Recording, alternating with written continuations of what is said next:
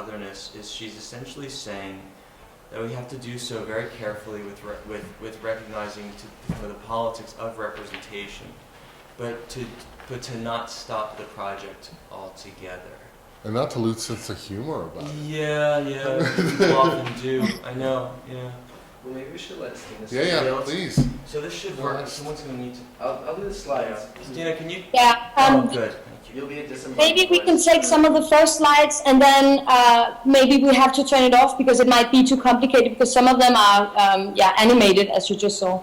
So, but thank you very much for inviting me.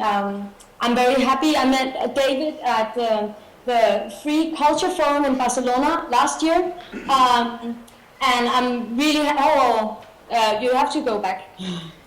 Thanks. And I've been really happy to be invited to this, also because it gave me an opportunity to surf around the web and try to find out, like, what is this all about? And then I went to the archives on the net, and I saw them slowly coming up there, and I saw more and more videos of the different everyday people's lives there, and it's been a great experience for me. And I talk as a person who haven't done any of the videos or haven't participated, but just as an observer, and probably one of those that actually Global Lives are trying to address. And so I'm trying to, what I want to do in this paper is to talk a little bit about, like, who are the Global Lives Project actually addressing, and what kind of culture does Global Lives Project subscribe to, and what ideology might inspire Global Lives Project, and why, even bother to do it. And also, I think that it's been really interesting for me to do this also now, because now I'm sitting here, I'm in a room near Manhattan in New York, and I'm talking to you, and so this is already showing, like, the whole communication through the digital, the internet and everything. So I find that is kind of like magical for me, that we can actually communicate even though I'm on the other coast of America. So can you go to the next slide? So I'd like to ask, like, why do this? Like, does Global Lives Project have any stories to tell? Is it important? I'm making a short documentary about a young man here living in New York, and I know that it's pretty hard to tell stories about everyday people in the way that it can make audience engaged. And I think I address kind of like the same problem as Anthony with the interactivity, like how can we what matters in this Global Lives Project? How do we engage people? Why is it important? I think that every story that I've seen at the Global Lives Archive is in itself pretty fascinating stories. After watching the first documentations of the everyday lives, I start asking myself, like, how does Jamila in Lebanon live compared to me? And what about James in San Francisco? Do they share something in common, or do they not? And I found that, it got me starting reflecting on these issues, like, how is it different and how is it similar? I think that through these personal narratives and through my navigation through all these stories, Global Lives Project made me start wondering about how my own life is compared to global lives of other people, everyday people. And as Manovich, and now you can maybe turn yes, as Manovich describes, and Manovich is like a pretty famous new media theorist who says, the human experience of being in the world and the narrative itself are represented as continuous navigation through space. In short, the computer database has become true cultural forms, general ways used by the culture to represent human experience, the world, and human existence in the world. And this is taken from When Software Takes Command by Manovich. And the Global Lives Archive, as I experience it now, I didn't go to the Yaba Buena Arts Museum yesterday. I would have loved to, but I imagine it's kind of like the same, where you kind of like, you made this digital platform where I, as a person, can go through the different stories, navigate through them, skip some of it, find some of the 240 hours of footage that, you know, that I engage with and that communicates to me. And I think that way of giving people a choice of navigating and a choice of interacting with the data, with the archive, with the database, is becoming a new representation of human life experience. It has become a culture in itself, the way that we navigate through these stories. And by doing so, I get exported into the realities of people in other places of the world, even though I do think that I'm still sitting here. I am quite aware that I'm here in my room in Harlem, you know, so I think there's like a double side of it, and I think that that's also important to acknowledge, that I also experience it from where I am, in which culture I am, and of course that gives it a double layer in a way. So I don't only get exported, but I stay here and get exported, which is important. And I made, if you turn the next one, yeah, and then try to push down some more. Yeah, exactly. So if you do like 5 of them, maybe? Yes. So I don't want to read these aloud to you, but this is kind of like the way I surfed through. You can go a little bit further. This is the way I surfed through the globalized archives as I saw them. And and then there's one last one. Yeah. And I could have done this in images and in movies, and I could have made my own response in a way, in another way than just taking the quotes, because I do think that Global Lives is much more than just the quotes. I think it's a very visual experience as well. So, but this is how I did it, and I think that this is kind of like how I got a story out from the Global Lives archive. This is my remix in a way. This is the way I used Global Lives in order to make my own little story. And this is back to the thing that who is the audience that the Global Lives are addressing. I think that it's people like me as well, who is what Manowitz would call prosumers. And prosumer is a term taken by Manowitz into the field of new media. It's been existing in other fields for much longer, but it's a combination of the producer and the consumer, when the roles of the producer and the consumer becomes blurred. So when I simultaneously remix, produce, while I'm consuming. So if you take the next slide. So I do think that by this picture, for example, like get involved in this, you know, Globalized Project are asking people actually to participate, to engage in this. And so, you know, for me, they engage me, but they also ask, or you ask me, like, to become a storyteller myself. It's not only stories of their lives, but I should engage and get exported also to participate in it. And if you click on it again, so this is kind of like the culture of prosumers, yeah. And I think that actually Global Lives inscribe in this culture of prosumers. But if you take one more slide, I also do think that it's the culture of post-production. It's in the era of post-production. And Nicolas Bourgeot, as there's a quote up there, is talking about, he made a book called Post-Production, Culture as Screenplay, How Art Reprograms the World.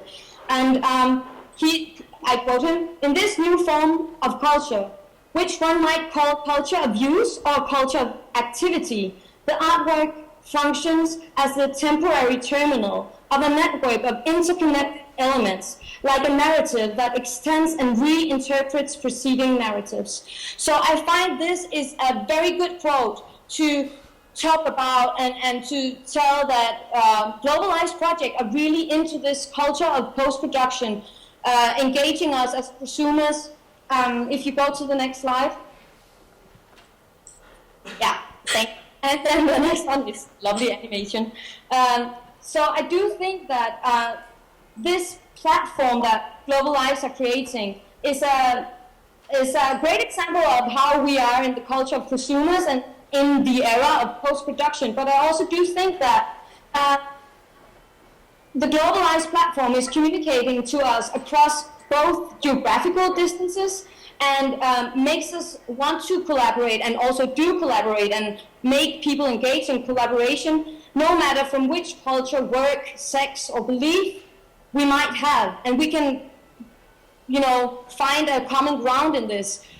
It might be a little bit of idealistic, but I find that actually also Global Lives are not only by presenting these things in, for example, the Yerba Buena Arts Museum and other museums and also public places and schools and ways like this, they're also trying to, you're trying to cross the borders between art and life. And David, you said that the first portrait was, or the first, this is kind of like having the legacy for like the portrait long ago, but I do think that it's also having the legacy from the early avant-garde, as the picture shows beneath you and the Yerba Buena Arts Museum sketch. There's this picture of Siga Vertov and the picture from a man with a movie camera, where, whole avant-garde and the Dada movement, they experimented with new ways of representing the world by fragmentized and superimposed pictures, where they wanted people to obtain another way of looking at the world by creating their own stories. The avant-garde wanted to glue the gap between art and everyday life. They wanted actually to intrude the museums and bring back art into life. And I think very much that the Global Lives Project are doing that. And so that's why I do think, to address your question, David, as well, I do think that it is art, because it's very successful art in the way that it actually both changed the way people reflect to a certain extent about the world, but it also tends to break down the borders between art and life. Not only by that we can experience as the early avant-garde, that we should experience as consumers, but now we should participate as prosumers. So, this is a culture not only of art, but of life. And if you take the next slide. So, I think that it is much more political also. It is about life. It's not, since it's not only in the art institution and a self-critique of the art institution, whatever, it's going much further. It's this, I just read it out as well. It shows like a political subject, as Sharon is talking about. It's invoking for a change in people's minds about thinking about the world. So we are in the midst of a revolution in the way that knowledge and culture are created, accessed, and transformed. Citizens, artists, and consumers are no longer powerless and isolated in the face of the content, production, and distribution industries. Now individuals across many different spheres collaborate, participate, and decide in a direct and democratic way. So I do think that the Global Lives Project is kind of like invoking this participatory democracy in many ways, and free in the free culture, because this is from the Free Culture Forum Charter made last year. And free is, of course, free as in freedom and liberty and free speech and communication.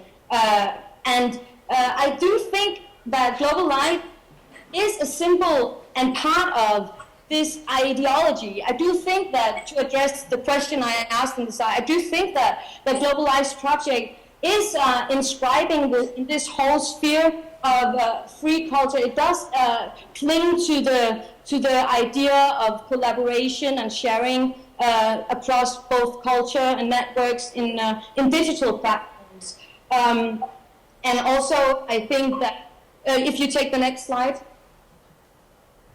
Yeah, I think that this is linked also because that Creative Commons, what can you say, protected, or you inscribe the Global Lives Project on the Creative Commons.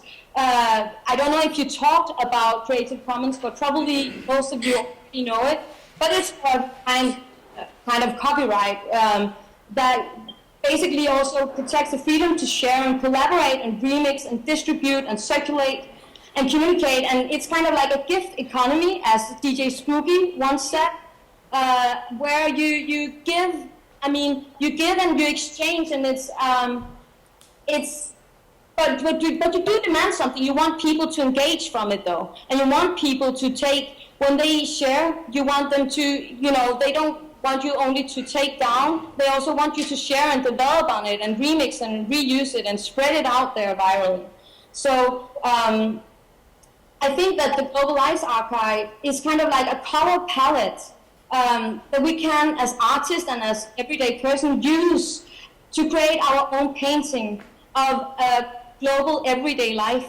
So I think that the archive is giving us some room for this, and this culture is based on creation and activity that also Creative Commons is provoking. So I do think that the Global Lives is very much also addressing this whole free culture. And if you go to the next slide. If you go to the next one. Yeah, so I've taken one of your quotes as well. So by freely distributing a stream of pixels from unexpected and under-experienced human realities to screens around the planet, the hope of this global band of filmmakers is to rebuild a more holistic and humanistic ethos for the upcoming generations of globally connected lives. So I do think that there's like a huge ideology behind this. I mean, even though that it's open for everybody to participate, even though if you're right wing or left wing, that doesn't really matter, I think, and that's also the beauty of it. It is open to people to engage, which I find no matter backgrounds, and I find that's interesting. But of course, I think that there's, still a long way to travel. I mean, free culture the whole PowerPoint presentation is a very ideological and maybe also a little bit of a naive approach to the Global Lives Project. But because of course it's the physical and the reality is not as open and collaborative and everything as the theoretical ideas and the ideals as well. But I do think, if you take the next slide, that Global Life is creating a path towards a more free and global culture. And I do think that it's, with this culture of prosumers and post-production in the whole area of this, I do think that there's possibilities to engage, to address Anthony's again. I do think that there's a possibility to make people interact and to make people engage and create, and also have this critical dialogue about what the world should be, and also to engage in it and participate in actually changing the world if we want to. So yeah, that's it for me. Okay, thank you so much.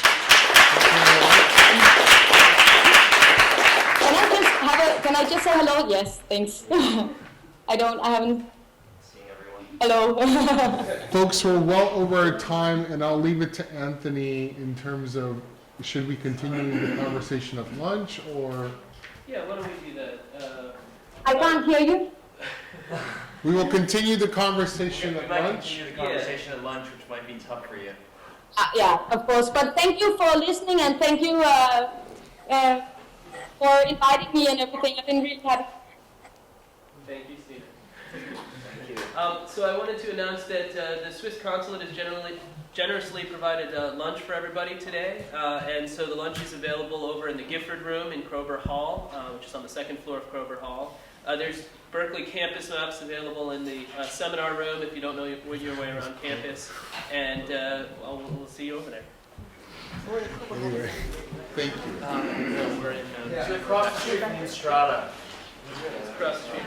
Yeah, it's in that